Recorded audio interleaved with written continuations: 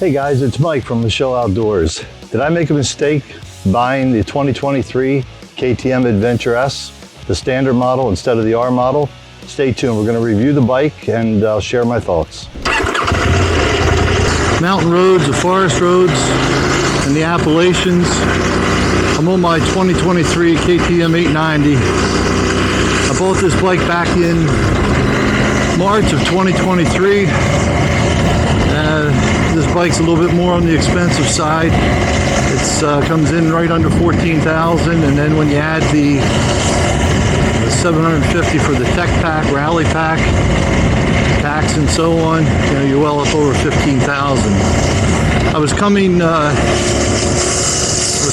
of a BMW K1600B and also a KTM 500 EXC. I was thinking this would be the best of both worlds. It's been a great bike, but I may have made a mistake. So I love the looks of this bike. Some people I've read where they don't like the plastics on it, the plastic tank, the plastic side panels. I like it because I ride mostly dirt, so it works out great. I don't want to drop the bike and dent a metal tank. When I bought the bike, I was thinking, you know, mostly 50-50. Again, coming off that BMW K1600 and a KTM 500 EXC, I thought, you know, a nice mix of 50-50 road and off-road. But the reality is, I've been riding 90%, 95% off-road, these forest roads and some single track. So, did I make a mistake?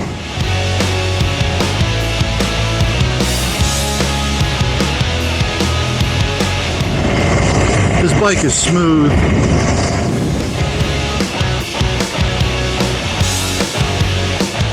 Damn bugs. It's a fall evening and the bugs are out. It got a little bit warmer.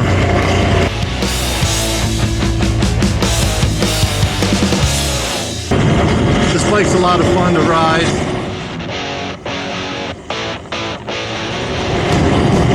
I typically ride it in the rally mode.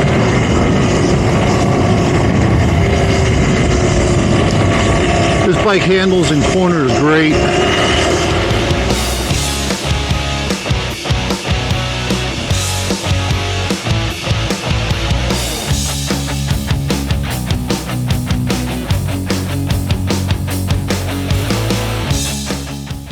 When it comes to features, I'm enjoying the tech pack. Mostly I'm enjoying the quick shifter. It's controversial at times whether or not you should be using it when you're out there riding in the dirt.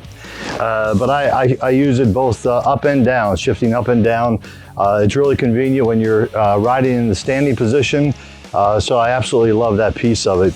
I also like the rally mode. The rally mode, it reduces the ABS on the front wheel and it eliminates the ABS on the rear wheel. And so when you're out there, you can adjust your throttle. The rally mode just gives you a lot more control over the bike. If you're accustomed to or used to riding dirt bikes or enduro bikes, you'll find the rally mode is very much what you're familiar with.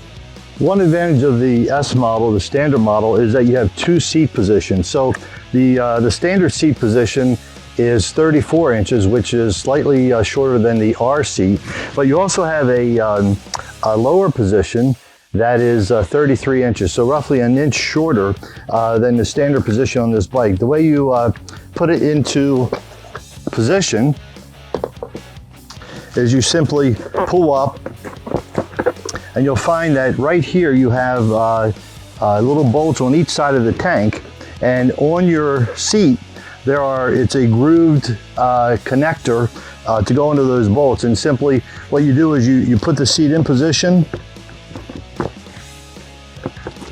and then you push it down and back. If you had it in the other position, it would be up and it would come up like that and then go into position. So I keep it down and that lowers it by an inch. So I like the lower seat height on this standard.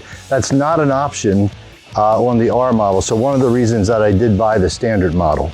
The TFT on the 890 is bright and easy to use. The mode that you're looking at right now is the rally mode, which I ride in 90% of the time. You'll see here on the left side inside the tack, is the gear indicator. Also in the center is the traction control indicator, which is set on level 4 right now. In the rally mode, you can manually adjust the traction control anywhere from a range of 1 to 9, with 9 being where the electronics have the most control over the rear wheel slippage, and 1 being the least control. You can turn it off if you want. If you go into the menu, you can turn off the traction control, and then this 4 would become a 0, and you're riding much like an enduro bike or a motocross bike. I typically ride in levels 3 or 4 here with the traction control, and then on the throttle control, typically rally or off-road. Also, you'll see here in the bottom left-hand corner is a fuel indicator. When it's a full tank, it shows greater than 120 miles, and then as you go below 120 miles, it becomes more precise with the mileage that remains. This TFT is large, it's bright, it's easy to read when you're riding. I really like it when I'm standing up. So all in all, the TFT does a nice job. As I read some comments about the motorcycle, the 890, on different blogs and different YouTube videos, I see a lot of questions around, you know, is there vibration, the handlebars, the pegs, foot pegs, the seat? No, there's no vibration. I mean, the only vibration that's caused is if you're putting knobby tires on, you're going to get a little bit of a rumbling, which is to be expected. But as far as the bike construction and you know, what the motor creates, there's no vibration. Now, the motor does create some engine heat. Typically, I feel it more on the right side than I do on the left side. It would have been nice if they would have put a heat shield on there, but you know, there is some engine heat at times. This windscreen has that hole in the middle. I like this windscreen. I hear different opinions on it.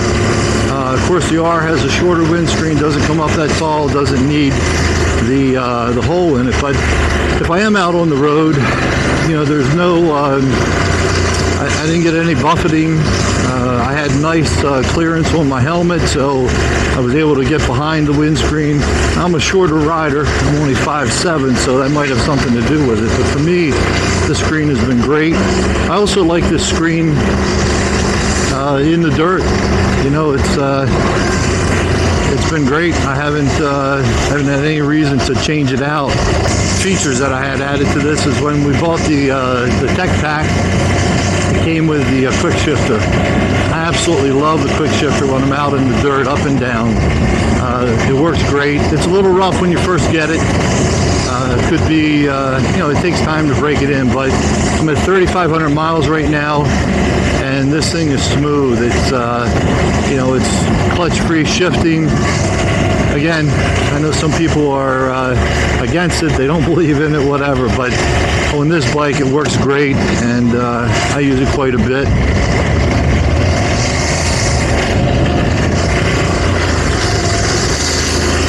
This bike comes stock with the Pirelli Scorpion STRs on it.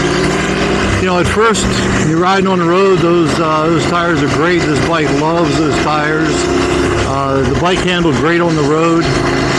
When I first started riding the bike off-road with the Pirelli Scorpion STRs, you know, it worked fine, it hooked up, but as you become more accustomed to the bike and the power of the bike, the rear tire especially started loosening up and it started kicking out. With that sideways tread on that Scorpion STR, you just don't get the kind of traction you need. So the rear tire was kicking out. So right now I'm running the Motaz Rowls, both front and back.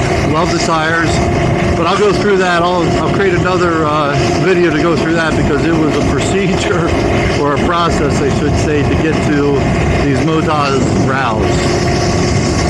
Another question that people ask a lot about is, or I see comments about, are the foot pegs. So again, these foot pegs, you know, they're kind of a standard peg with a rubber insert.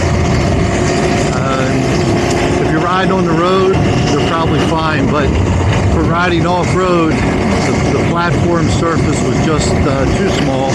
So I put on an adventure peg, rally peg, much wider, a little bit longer, and creates a much better surface for standing. Now, the one downside of this bike, I'm riding off-road, this isn't rough stuff, but the suspension on this bike just doesn't cut it for me. If you're riding on the road, the suspension is fine, but especially the front forks for off-road riding, these aren't adequate. Even with trying to adjust them, they're fairly tunable, but you know, you just can't, you bottom out all the time. This is very difficult. It's been very difficult for me to find an adjustment point. I'm 5'7", you know, 200 pounds I'm carrying. In my Moscow Moto R40s, probably about 35 pounds, 40 pounds of gear for daily rides out in this kind of terrain.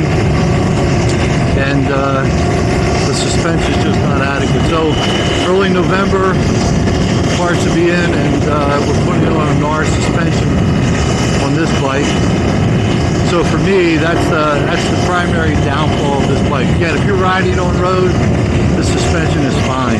You know, as I'm reading a lot of these forums on KTM, whether it's this 890 or just KTM in general as a manufacturer, I see a lot of hits on reliability, and I get it. If you go back to 2015, 2016, I get some of the reliability hits. I experienced them myself. But honestly, my experience, just coming off of a 500 EXC and now this 890, granted only 3,500 miles, only rode it for 6-7 months, but I haven't had any issues. And you know, I'm finding dealer support to be good. I live in an area where there's a lot of off-road riding, so perhaps we have more dealers than others. But you know, I have 3 KTM dealers within 50-mile radius, so I typically don't have a problem. I did have a little bit of an issue at the very beginning when this bike was brand new, getting some parts that I wanted, but you know, over time, when a few months passed after the bike was released, as the parts were more readily available. I think that's pretty typical for a new release.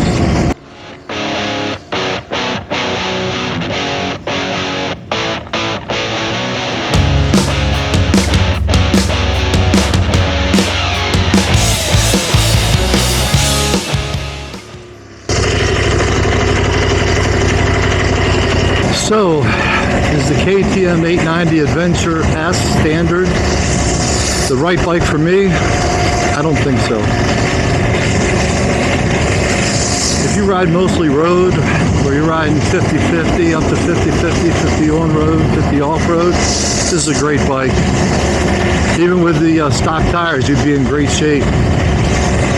But with riding 80-90% off road, the suspension on this bike just doesn't cut it. I made out much better by buying the R and having that lowered.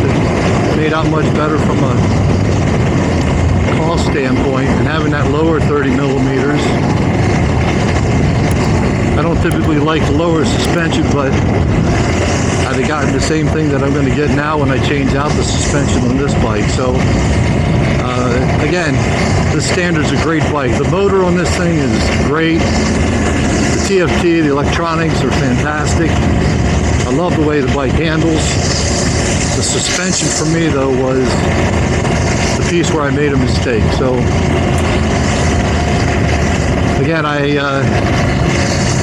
like KTM products. I just made a mistake in my choice. I hope this helped you guys. If you were considering an 890 Standard or an R, can't go wrong either way.